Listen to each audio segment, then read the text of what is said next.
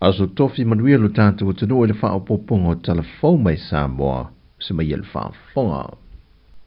O le tonga tongo I mua taa lea sa fea lea singa le tupo sa lesa I lana malanga mai le fontanga te tai malo le tau pulenga. Wa avea neo se wha te inga le leie una ia I polo kalame le siu manga. Ia pui e nu mafio anga tonga tongo I o la tonga te fale. Ona ole popo lenga le matanga luenga.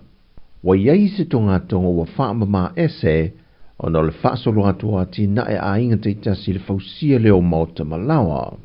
E se fontanga le sio manga sa wha tasi atu iai le sui minister le tanga luenga o puna o wha le natura ma le sio manga, le fionga whale mawaenga titi mai te fua, e wha leo ina ile lango Samoa, e le wha tuwina le isaina o se office atu tonu, e tau la I e fuafanga o mai le pui leo tonga tongo I atunu o le laulangi ai mai se lava I le Pasifika.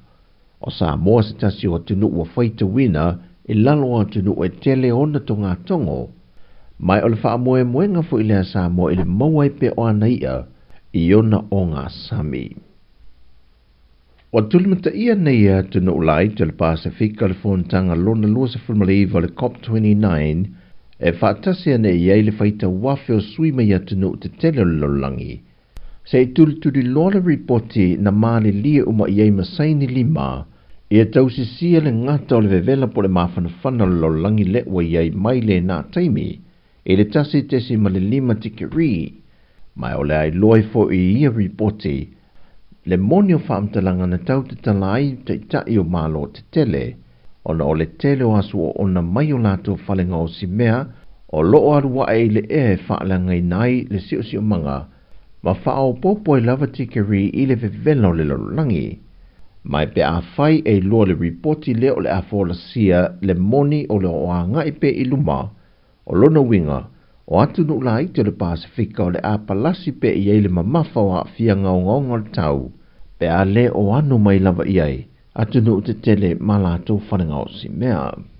O sa mo leisi atunu o lo una ia una sui a wai e iei fo ima le fionga le tamaitai pandemia, le fe au lava le neo le puia, ma fo ia whawhita uri ma le a fianga o tātou tangata, mai I suinga o le tau.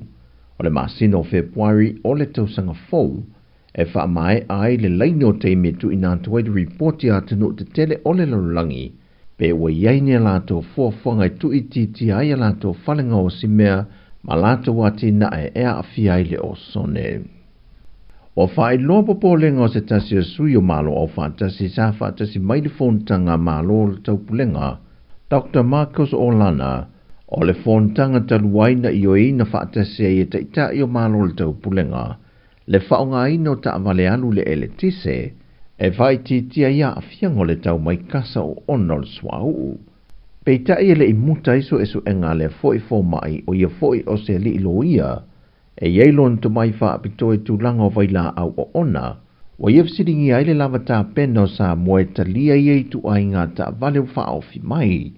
O maalo o wha aluina i ta vale nei, o lo iei le vaila au o ona lea e te lele a fiango le sio manga I mawhai o na tūla I mai iai. Ai maise, o mata vale ia pe a mai alon teimi wha atulanga I nei whaonga I nei, e te tau ona toe wha foi uma I company po atunu una awina mai iai. Ai pe ua iai se fōfuanga wha pe e wha tino. Ai o se tasio a fiango le vaila au le silio na ngonga, e mawhai o na pā le maa lea, maa a fiai se tangata. Mau visiringi ai e Marcos Olana, po iai se vaenga o tā pena Samoa, e la fwa iai pe te wina ia maa ta vale, mai o so esu enga lea sui o malo au whaatasi na wha lia, wa fete na iai male mau wa awina mai e te itai o malo le tau pulenga, e whaonga ina ta vale e alu le ele tise. Lea na whaonga ina I fo ile fitu se furumon tupu ta vale wha apea, ile teimi o le fontanga sa usui e Samoa. O lo ta lia se tari mai ile minister tanga luenga leo leo, falpui mal toe fota ina, e se tasio mata apasa tali ei malo le malo, e ala ile maua leo nai alauni e se lauduas fulima tala ile aso, mole au o nanga sa whaatino mole puipuinga, o le fontanga o te itai o malo le tau pulenga, e au fiai leo tu mau, Pa pena fo I la toi ngā lulue le tu mau mō le teimi o le whontanga. Peita I se whontanga sa usuia I le vaiaso le nei leo leo ma whaatala noa ai nisio ma tā opo. Na whailo ai nisio malo le malo e tā ape le whontanga. Wa lea I lava se whaamtalanga e whaatatau ia alauni. Ai wa whaaleo fo I nisio o nanga o taavale rental, sa whaonga I na mō lea lava whontanga. O le lua ili nei o vaiaso talu o na mai ala whontanga, e le maua lava se siaki o seleni, o alatou taavale sa whaonga ina. Mai o lo ta lia se whaamninonga mai I le malo, e whaatatau I lea mata opo. O tala fōia mai lo tātua tino o le nei fo I aso tofi, e iei pui ngā le tuai fōwhanga oma o le a iei lo tātua tino o le nei aso, whasoi fōia.